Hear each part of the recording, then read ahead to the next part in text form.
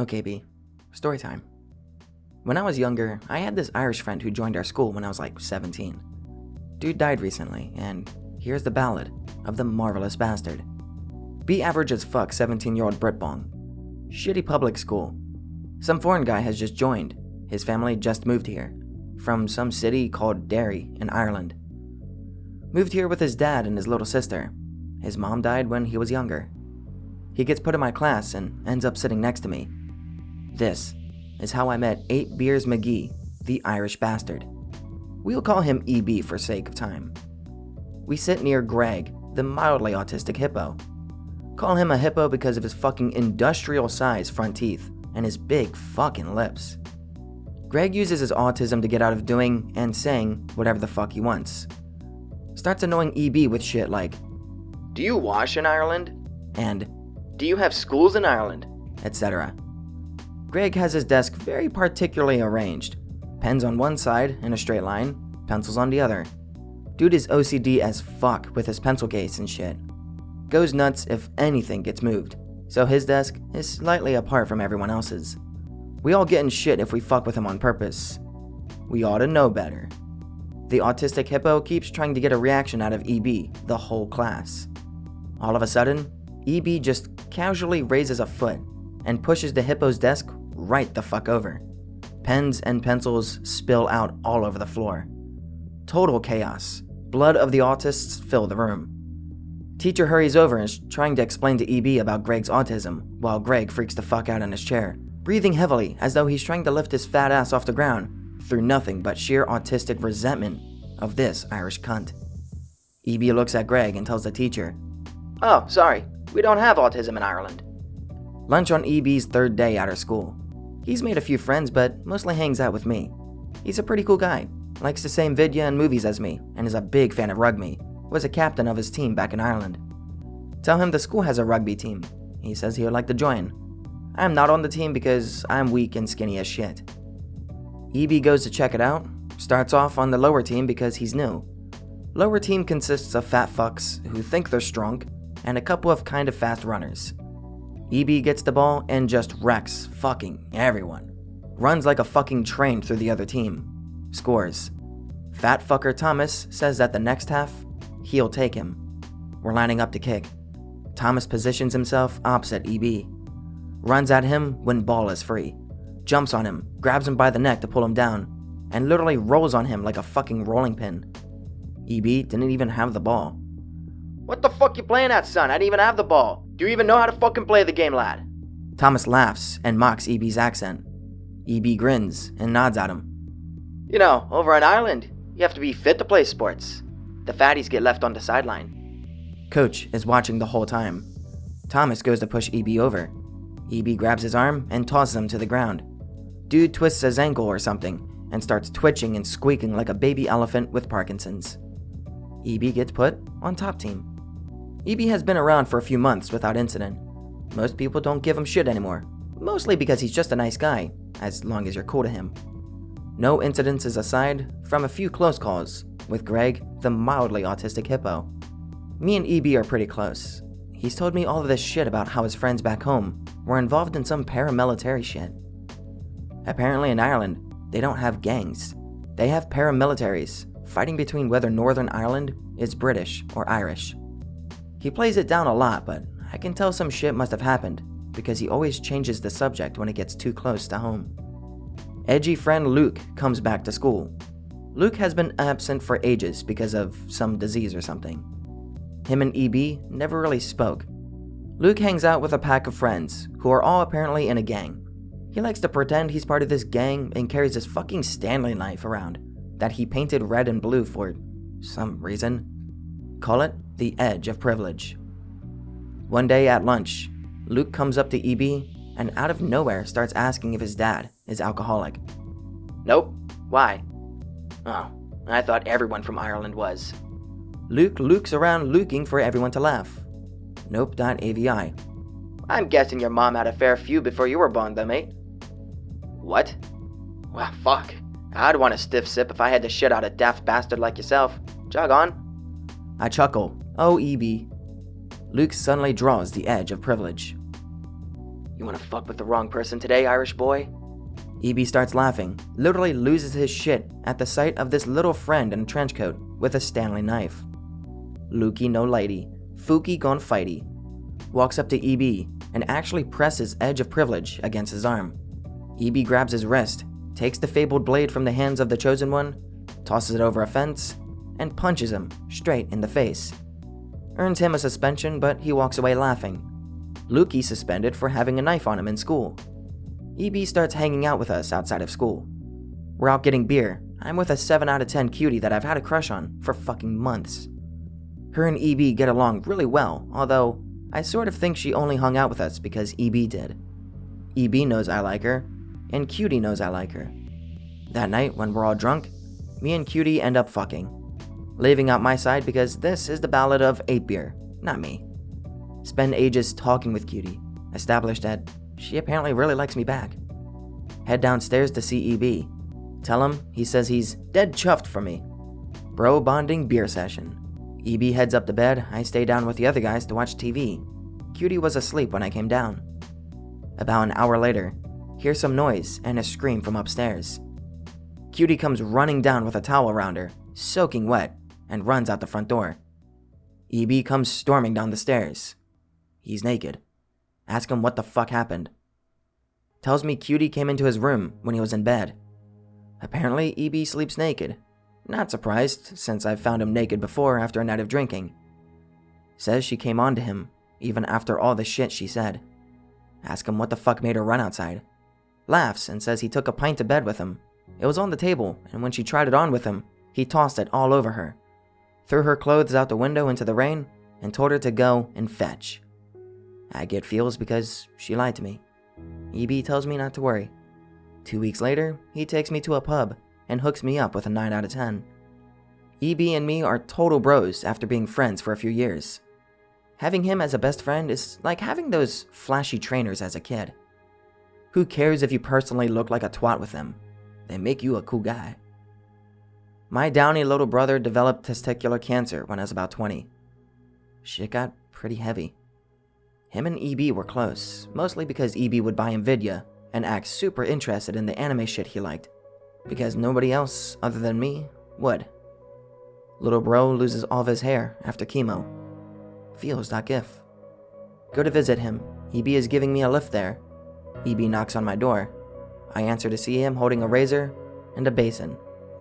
Come on, lad. It'll be a laugh, eh? We shave our heads and our eyebrows. Go to visit little bro. He thinks it's awesome. Get our photo taken together without any hair. EB lets him draw all kinds of dumb shit on his bald head. Lets him draw a dumb mustache on him too. I let him draw angry eyebrows on me. Spend ages just dicking around with the kid. When we leave, EB takes me out for drinks to talk about it. Dude can be surprisingly sensitive for a big-dicked Irish bastard. Son of a bitch, look who it is. Dookie the Rookie is across the bar, in the same fucking trench coat that he wore back in school. Dude has changed. He's awkward as fuck, and super quiet. EB says hi, chats away to him like nothing ever happened. I watch him get along with Pookie the Nookie as if nothing ever happened. We head home, and EB spent the night sitting up with me, playing Battlefront on my old PS2, and drinking. Just trying to cheer me up. Little bro dies a few months later. EB visited the funeral with me every time. Sorry for that too sad for me post, but it'll make sense later. Been a few years. I'm 24, EB is 23. Living together in a flat with some chick and her boyfriend. EB's birthday is coming up. Throws a massive party. The one song I remember is Uncle Tommy by the Rumjacks, because it played when shit went down. Some skinhead fuckers had shown up. Herf, derf, immigrant, tramp, gypsy. EB told him that he ain't looking for any trouble, lads. Have a beer and forget that tripe for the night, aye? Nope. 4 of them jump on him, start beating the shit out of him. Another 2 stand around to stop anyone trying to break it up. I tackle one of them to try to help him, but get the fuck beaten out of me.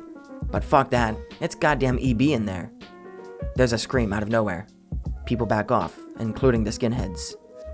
Except one, who's curled up holding his arm. EB broke the dude's fucking arm. He gets up, bleeding out of every pore in his beautiful Irish body. bouncing around with his fists up. Literally looks like he could fly around the room. He's bouncing that much. The skinhead keep going for him but back off every time after he swings. It looks like he could knock a building down with that shit. Babbling some incoherent shit in Irish rage. Nobody understands the words, but everyone understands the meaning. Skinheads pack up their shit and go. Uncle Tommy is playing in full swing throughout, like a scene from a fucking movie. When they leave, everyone is quiet. EB turns around. There's some broken bottles on the floor. You spilled 8 of me fucking beers, you hellish fucking mongrels. Dude is shouting after the guys who jumped him. Looks at me. 8 beers, lad. 8 fucking beers. What's the fucking crack there like? EB is going back to Ireland to visit his nan. She's really sick. Brings me along, wants to show me Ireland. We land in Belfast. I think that's the capital of the north, but not of Ireland. I don't know how it worked. EB never really explained it, said you won't understand the bullshit politics unless you grew up there. We go to visit his nan with EB's dad and sister. He introduces me. Sweetest fucking old lady ever. Says that EB was always a rough lad, but he'd never hurt a soul. Unless they spilled his beer, the greedy fucker. this woman is clearly the most influential family member in the 8-beer family. Tells us not to waste all of our time with her. Tells EB to show me Ireland's best. EB shows me around Derry. Tells me about how it's split religiously and shows me this big-ass wall. Pretty cool place. Takes me to Belfast again and shows me the place where the Titanic was built. Ireland is cool as shit. We end up going to a place called the Crown Bar. We get pretty drunk, or tipped as EB calls it. Walked around Belfast for a bit. He tells me about the history of some stuff. Actually pretty interested. Spend a few nights there, have a fucking blast but decide to head home. I don't want to be an intrusion on the whole Nan situation. EB refuses to allow my departure. Lad, you're practically a part of the family. Plays it off as, mate, come on, we'll have more drinks. etc. Getting close to the end now. Shit's hard to write. I miss that fucker. Life is pretty uneventful for a while. Now is a good time to mention something that EB told me when we were younger. Apparently some kiddie fiddler called William Wright fucked EB when he was a kid. Wright moved to England and became police officer before he got caught. The stuff he did left EB with these huge fucking scars on the insides of his legs. EB told me I'm the only one who knew. EB's sister is 19 at this point. She lives with his dad. His dad is old as fuck now and has a carer. EB and me are over there to try to keep his little sis company. She isn't that social. EB guards his little sister with his life. She's probably the most important thing in his life. She has had one boyfriend who EB was totally cool with, but when he cheated on her, EB went to his house and told him to never talk to her again. Threatened to break his fucking legs if he ever went near her again. Little sis was sad, but always appreciates EB's effort to keep her safe. EB's dad goes back to Ireland, stays in the old family home. One night, some fucking scumbag breaks into EB's sister's house and breaks a load of shit, fucks her, and beats her unconscious. She's in the hospital, severely fucked up. EB spends all night there next to her. Nearly gets violent when staff asks him to leave so doctors can sort some shit out. I calm him down and we wait in hospital for a long time. EB's sister gets better but is pretty fucked for life. Never talks, never leaves the house. She's pretty much a goddamn vegetable. EB spends all of his time off work with her. Never comes out anymore. Just sits in with her. We sometimes come around and drink with him, but he refuses to leave the house. One night while he's sleeping, EB's fucked up sister ODs. Left a note assuring EB that it's not his fault. That's pretty much the main subject of it. I don't get why she needed to say that, but whatever. EB is fucked up. He's a changed man. EB doesn't really talk to anyone other than me. Tells me he wasn't that close with his family back home. His dad is fucked up with grief and everything's just a mess. He doesn't want to go home because he has nothing there other than reminders. But doesn't want to stay here because of what happened. Does his best to be the usual big dick cool guy that he always was. Puts on a brave face, but if you catch him on his own, he's fucking miserable. He gets in a few fights when we're out drinking. Anyone who will give him any shit gets immediately fucking annihilated. None of this "Lads, everyone chill." stuff that he used to do. One night, he's drunk as fuck at my place. Dude is fighting back tears. I had it already guessed, but he starts telling me about how he blames himself for what happened to his sister. "Happened to me as a lad. Should've fucking known better." Literally cannot change his mind on this shit. Looks like he has himself fully convinced that this is his fault. Pulls himself together. We talk about old times, laugh a bit. Things actually seem back to normal for a while. He grabs a couple beers from the fridge. "Alright, mate. Let's have one for old time's sake, eh?" Grin and drink. We spend a good hour drinking that beer. Usually takes him minutes. Sit quietly for a long time. He eventually leaves, but before he goes, he tells me that "You've been a good mate from day one, mate. Honestly, out on a limb. I'd do fucking anything for you. Take it easy, lad." he doesn't show up to work the next day. EB doesn't reply to texts or answer his phone. I head to his apartment and have to use my spare key to his place to get in because he doesn't answer his door. Cutting past the bullshit, EB fucking hung himself the night before. He was only wearing a pair of jeans and I noticed that there was a new addition to his family tattoo, presumably done recently. He always had a tattoo of a lily, and his sister's, dad's, and Nan's names were on the stem. Below the lily, he had some roots leading down to a new name. My name. After freaking out, I called the police and an ambulance, and etc. Found a note. The gist of it was that he blamed himself for not knowing how to protect his sister, and that he was too miserable to keep shit up. Apologizes for being a bitch. Thanks me for so many things that I don't need thanked for. Tells me he stopped by little bro's grave on his way home. He'd left a bouquet of lilies. Told me to go have a pint for him.